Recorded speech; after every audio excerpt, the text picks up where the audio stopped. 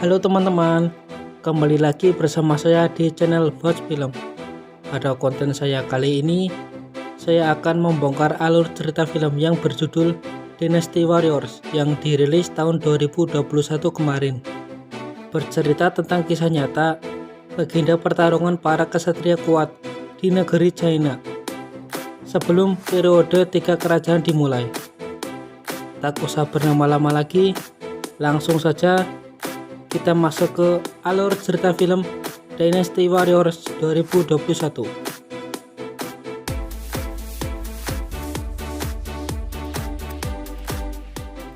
Di suatu hari, di balik gunung, ada pasukan kerajaan dinasti Han sedang berperang melawan pemberontak yang disebut pasukan sorban kuning.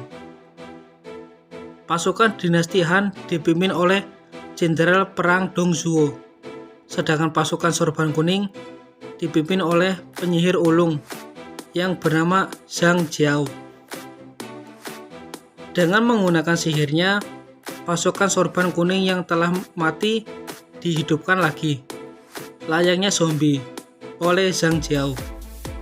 Seketika itu, Jenderal Perang Dong Zhuo langsung kewalahan.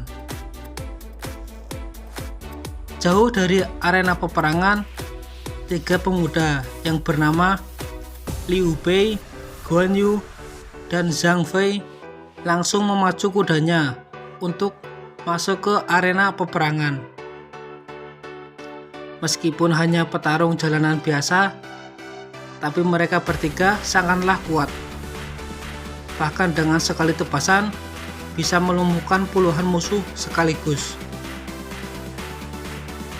Zhang Jiao yang merasa terpojok langsung kabur membawa pasukannya yang tersisa. Akhirnya peperangan dimenangkan oleh dinasti Han. Namun Dong Zhuo yang telah tahu bahwa 3 kesatria itu tidak memiliki jabatan apapun dan hanya petarung jalanan biasa, langsung meninggalkan mereka tanpa berterima kasih sedikit pun. Di dalam istana, Dong Zhuo dengan paksa mengelengsarkan raja muda kerajaan Han yang bernama Liu Bian dan menggantikannya dengan pangeran Liu Xie untuk dijadikan sebagai boneka. Dong Zhuo melantik dirinya sendiri menjadi Perdana Menteri dan berkuasa atas semua urusan negara. Dong Zhuo juga mengancam akan membunuh siapapun yang berani melawan dirinya. Di sisi lain, ada seorang pendekar yang bernama Lu Bu. Dia adalah pembunuh berdarah dingin. Meski penampilan yang biasa, tapi aslinya Lu Bu adalah iblis. Dulu Lu Bu merebut tombak sakti dari si penunggu kastil pedang, yang membuat Lu Bu menjadi sangat kuat. Lalu Lu Bu membunuh ayah angkatnya sendiri yang bernama Jenderal Ding Yuan. Kagum dengan kemampuan yang dimiliki oleh Lu Bu yang begitu luar biasa, Dong Zhuo langsung merekrut Lu Bu sebagai jenderal perangnya dan memberikan hadiah, pasukan terbaik, dan kuda tercepat.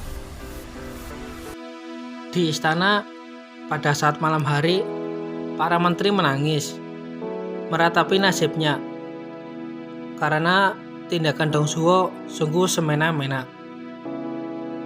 Di saat yang lain menangis, ada seorang kesatria bernama Cao Cao yang bertekad menggulingkan Dong Zhuo, apapun resikonya, demi menegakkan kejayaan dinasti Han. Setelah melihat semangat dan kemuliaan hati Cao Cao, seorang menteri memberikan belati super yang bisa membelah besi untuk membunuh Dong Zhuo. Ketika ada kesempatan, Cao Cao berniat menikam Dong Zhuo menggunakan belati. Lu Bu yang sadar Dong Zhuo dalam bahaya langsung mengejar Cao Cao. Aksi kejar-kejaran pun terjadi.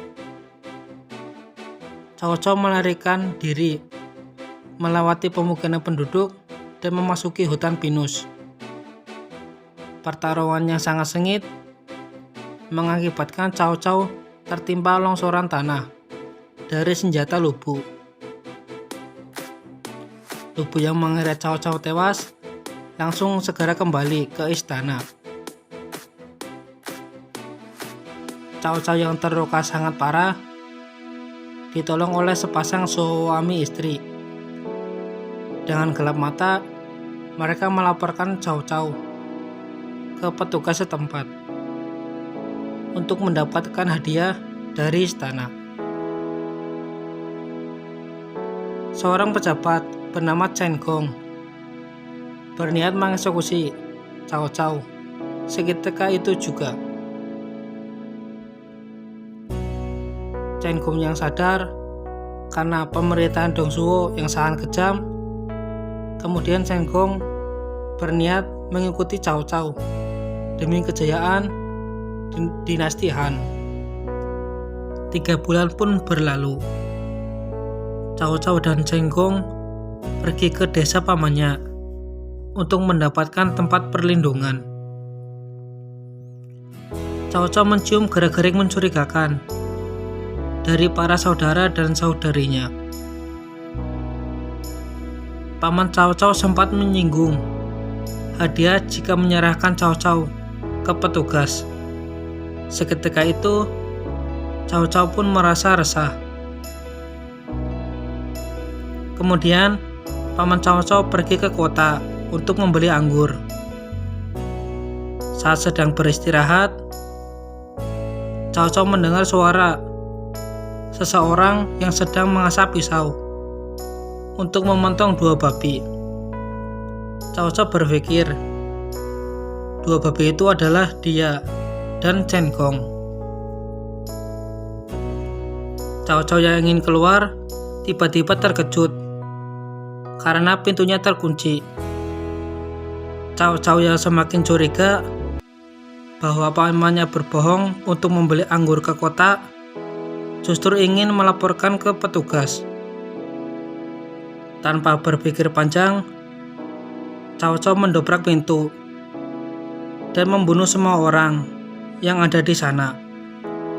Ketika ingin pergi, Cao Cao melihat ada 2 babi di pojok ruangan. Cao Cao pun sadar bahwa dia sudah salah membunuh orang, dan pintu yang sebelumnya terkunci karena ada kunci otomatis dari luar pintu.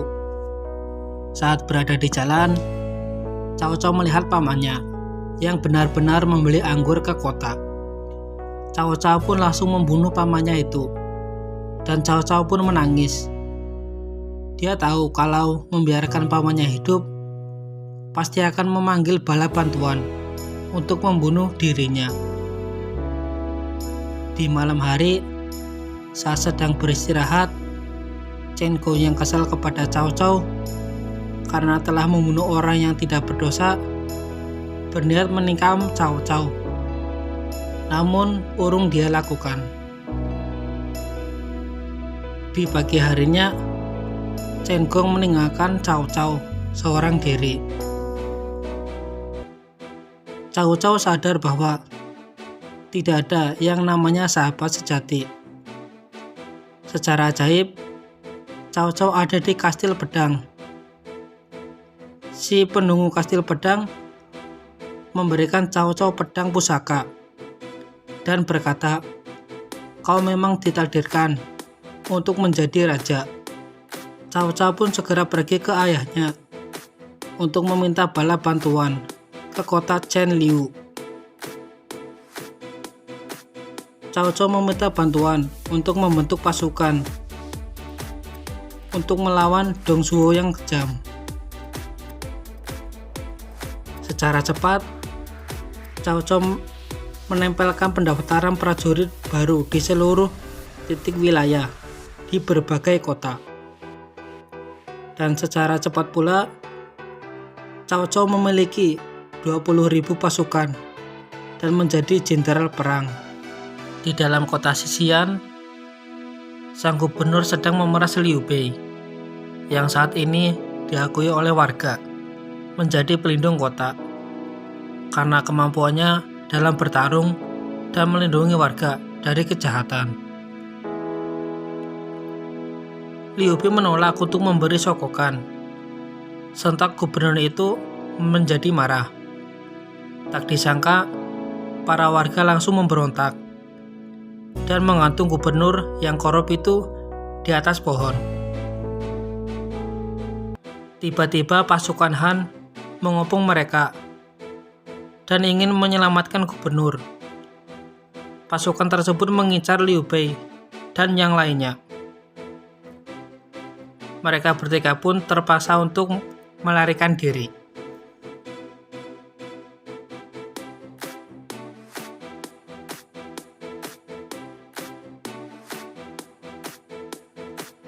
Singkat cerita, mereka menyusuri lembah untuk pergi ke Gunung Pendekar karena mereka mendengar info bahwa di Gunung Pendekar berkumpul aliansi para jenderal perang yang menentang kekejaman Dong Zhuo. Mereka pergi menyusuri hutan.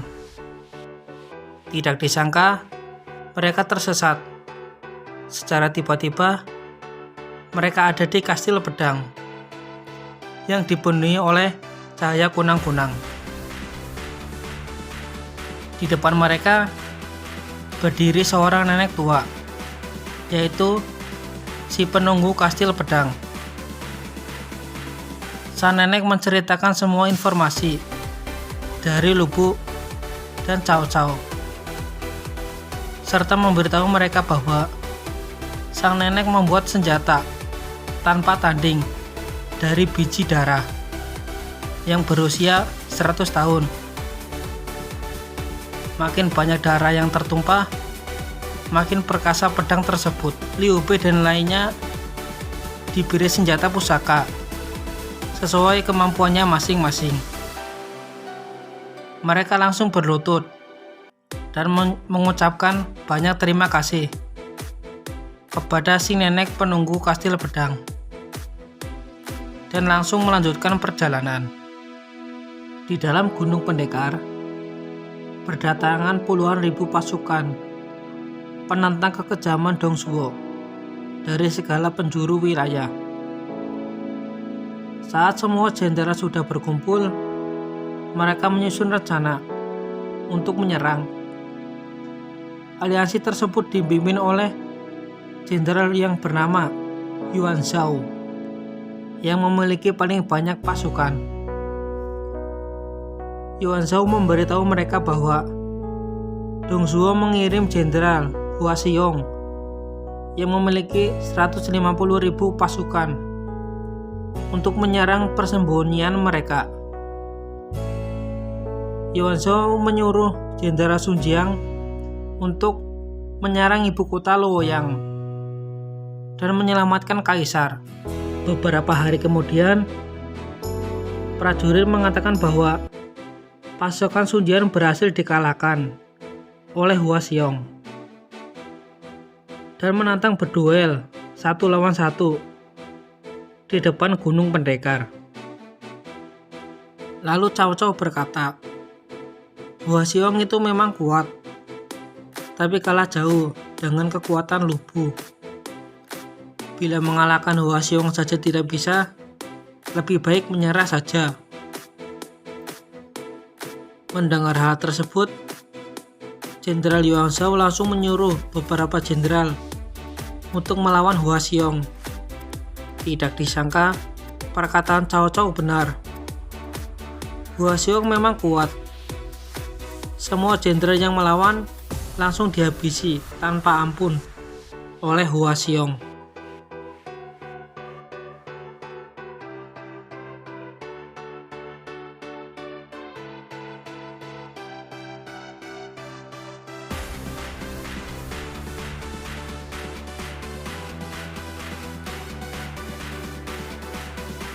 Tanpa berpikir panjang, Liu Bei langsung menyuruh Guan Yu untuk maju.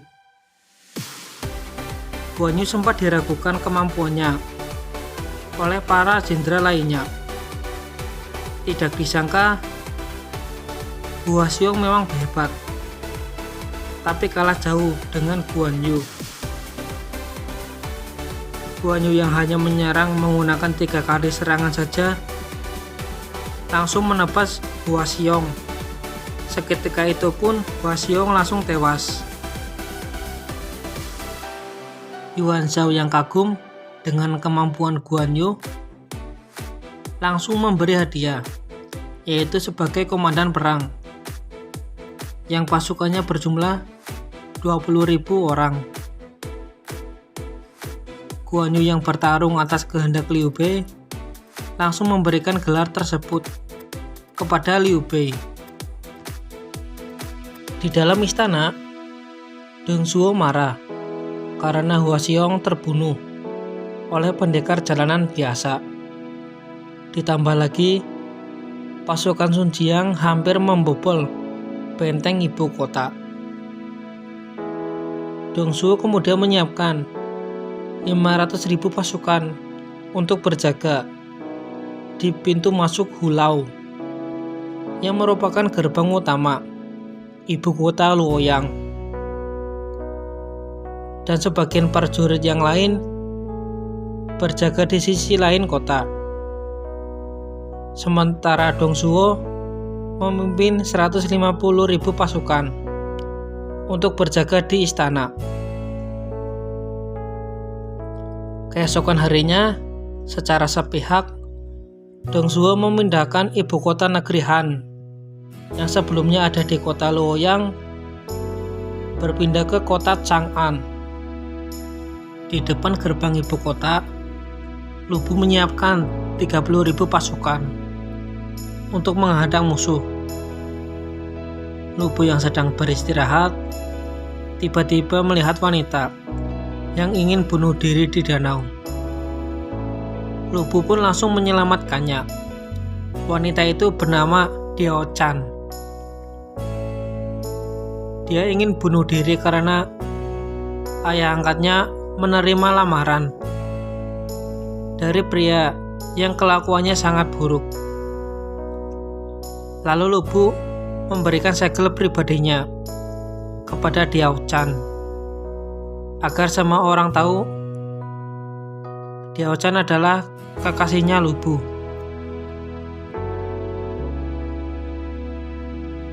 Di dalam gua, Liu Bei dan Cao Cao memiliki rencana. Liu Bei dan 2 saudaranya memimpin pasukan untuk menghadapi Lu Bu, sementara yang lain menyerang ibu kota Luoyang dan menangkap Dong Zhuo. Di sisi lain bukit, Cao Cao memimpin pasukan menyerang istana lewat jalur yang lain. Cao Cao mengempur pasukan musuh tanpa ampun dan berhasil mengalahkan sebagian besar pasukan musuh.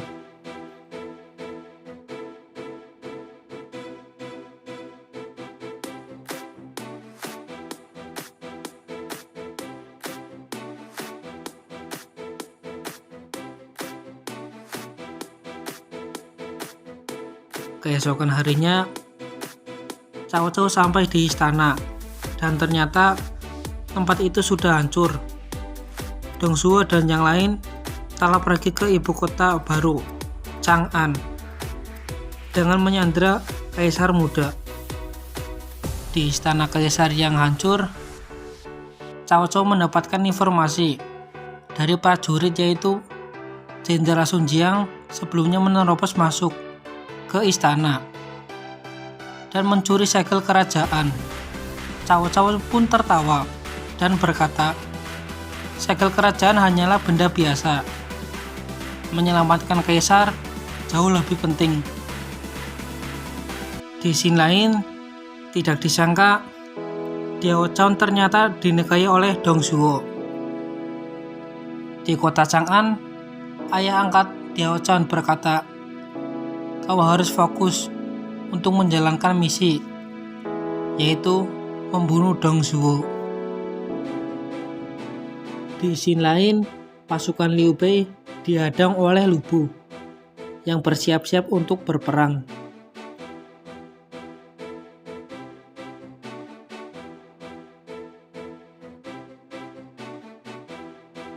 Dengan suara lantang, Lu Bu menyuruh pasukannya untuk maju. Sedangkan pasukan Liu Bei membentuk formasi agar pasukan Lu Bu mudah dikalahkan.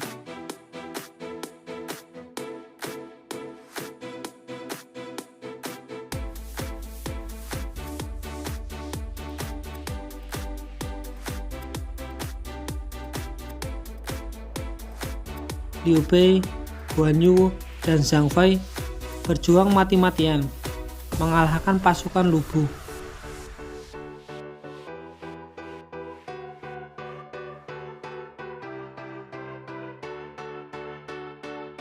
Lu Bu yang sangat kuat mengalahkan ratusan pasukan Liu Bei dengan sangat cepat.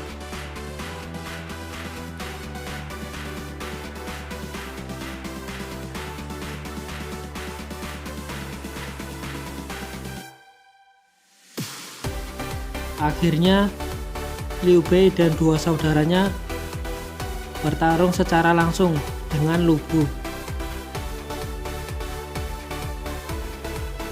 Pertarungan mereka sangat dahsyat. Apapun yang di sekitar mereka pasti akan hancur. Ternyata Lu Bu memang bukan tandingan mereka. Dengan mudah, Lu Bu menyerang mereka menggunakan tombak petirnya. Ia menjadikan Liu Bei dan dua saudaranya terpojok.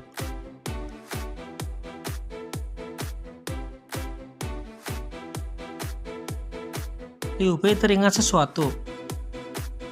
Senjata mereka akan semakin kuat jika terkena banyak darah.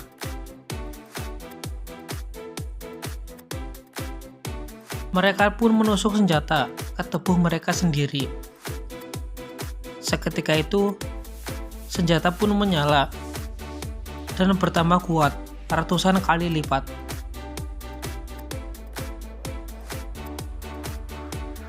Mereka bertiga melompat bersama-sama menghadapi Lu Bu. Tidak disangka, Lu Bu masih berdiri kokoh.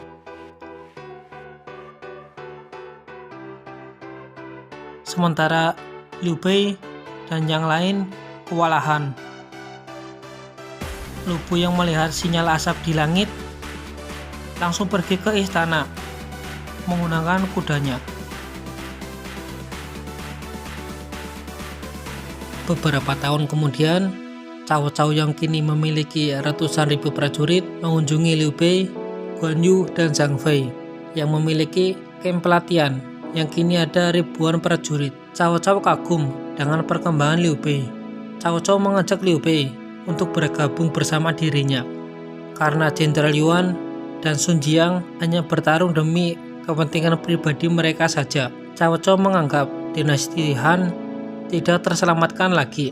Dengan tegas, Liu Bei menolak ajakan Cao Cao dan menganggap dinasti Han masih bisa terselamatkan.